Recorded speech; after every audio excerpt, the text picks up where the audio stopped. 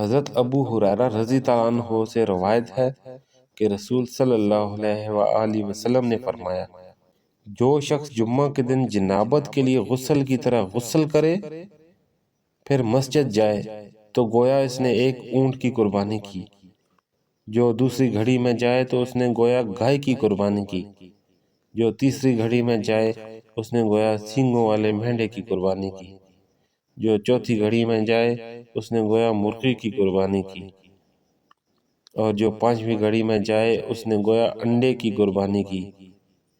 پھر جب امام خطبے کے لیے باہر آ جاتا ہے تو فرشتے خطبہ سننے کے لیے حاضر ہو جاتے ہیں۔ صحیح بخاری حدیث نمبر 873۔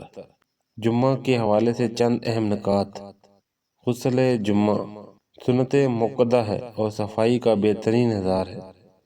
وقت کی اہمیت، جتنا جلدی مسجد پہنچا جائے اتنا ہی زیادہ اجر ملتا ہے۔ خاموشی، خطبے کے دوران بات کرنا منع ہے، یہاں تک کہ دوسروں کو خاموش ہو جاؤ کہنا بھی لغو عمل میں شمار ہوتا ہے۔